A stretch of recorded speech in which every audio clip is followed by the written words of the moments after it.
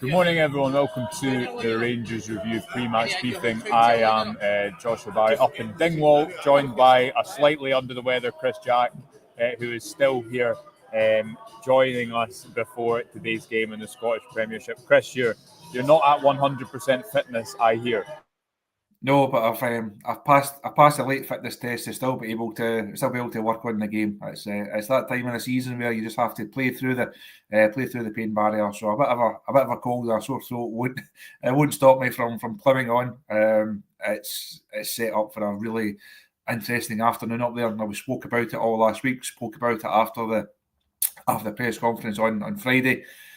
We had our desk night out on Friday, and we're discussing all of these games coming up. How will Rangers fare?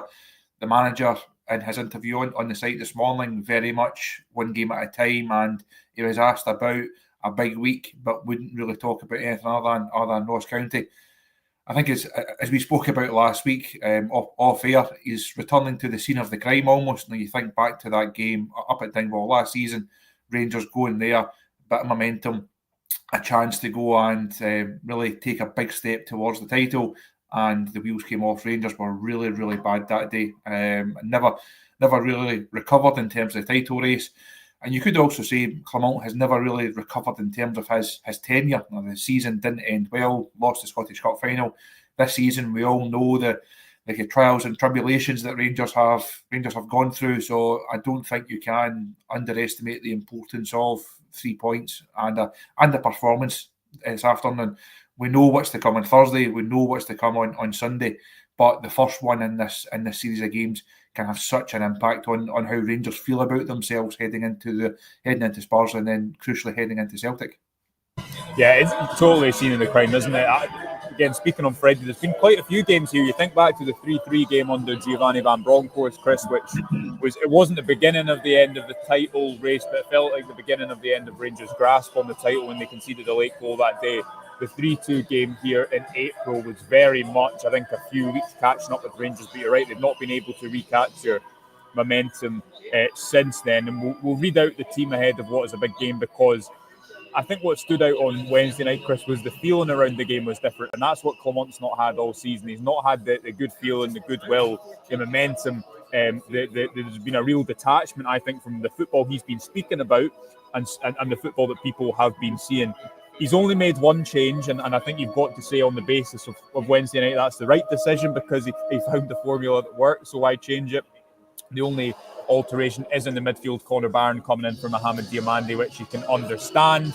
Rangers will line up with James Tavernier at right back, Chap Butland in goals. Dujon Sterling did train. He's on the bench following his appointment with a specialist this week. You'll remember that he missed 2 games last week due to a nerve issue. He's back on the bench, and I believe very much in contention for next week, which is a positive for Clement. John Suter and Leon Balogun at centre-back. Chefty continues at left-back. Thought we might see Ridvan in there to rotate it somewhat, Chris, but Chefty keeps his place deservedly so. Nico Raskin, Conor Barron, Yanis Hadji make up the midfield 3 with Hamza Igaman, Danilo and Václav Černý. I mean, that shape, that front 4 will alter, Chris, won't it? Because we saw Hadji start from the left, actually, in midweek.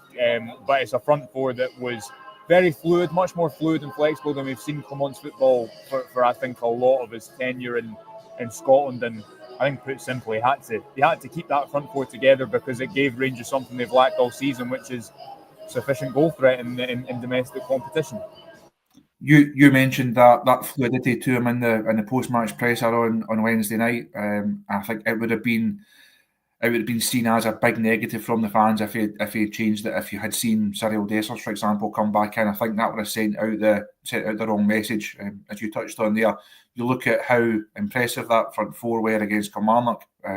Now you might not get the same hospitality from Ross County as we did against Kilmarnock on Wednesday night. A really poor defensive showing from them at times, and once the game was gone, they really collapsed. Something that also Derek McInnes was hugely frustrated about. But that's the challenge for Rangers in these games. Or can you get a goal to give yourself a real foothold in the game? Once you get the second one, that should be the game wrapped up, and it's then a case of going on and really capitalising on your quality and on your advantage. Something Rangers haven't done often enough this season. something that they did do on Wednesday night, and the manager spoke about like taking that on and be able to go and do that again. This will be a difficult game. It will be a game where you need to, if you use one of the great old cliches, win the battle before you go and win the war. But that's what Rangers have to do. They do have better players than Ross County. They have the tactical nous. They have the quality.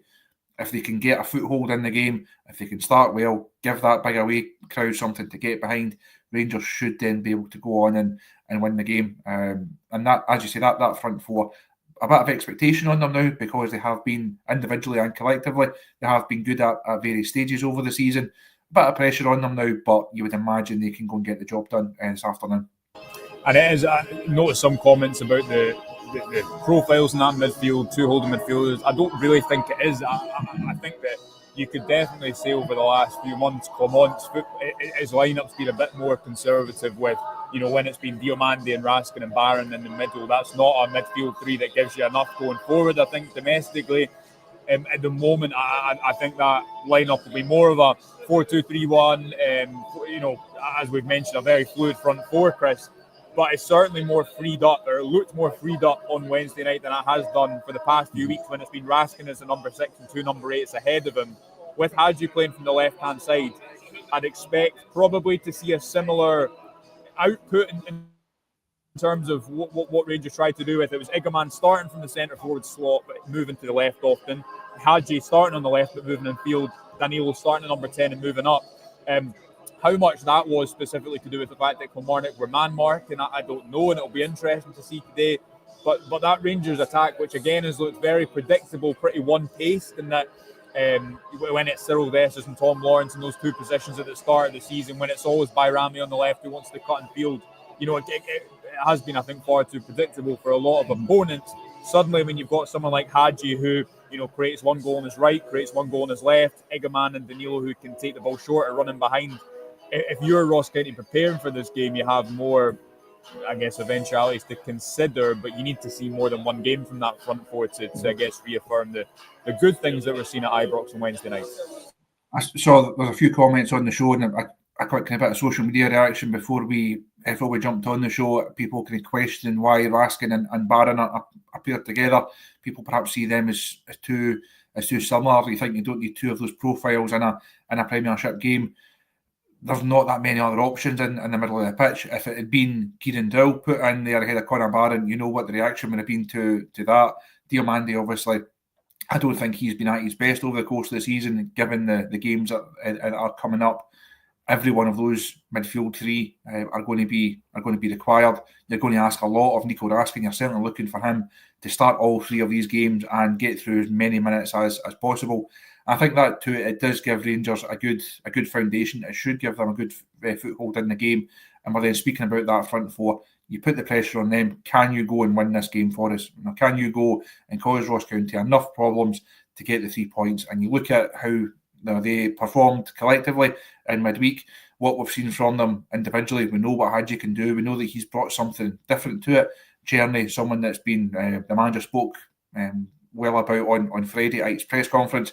People now speaking about could we do a deal to potentially keep him at the club. Igaman has become a bit of a favourite of late, and rightly so, because he just offered something different. He's offered something fresh and exciting. And Danilo, I think, is actually a really big afternoon for him. We spoke a couple of weeks ago, looking at that number 9 position. Myself and Stevie actually touched on it on the talking point as well, going through that number 9 position, and both made the point that if Danilo didn't get a proper crack at this couple of weeks, at this run of games, you're then going into January thinking, well, is he going to have a long-term future? If it had been Dessers playing these minutes, that would have said quite a lot about where Danilo is. So he has been given these chances, he has been given the minutes. It's now up to him to go and take it.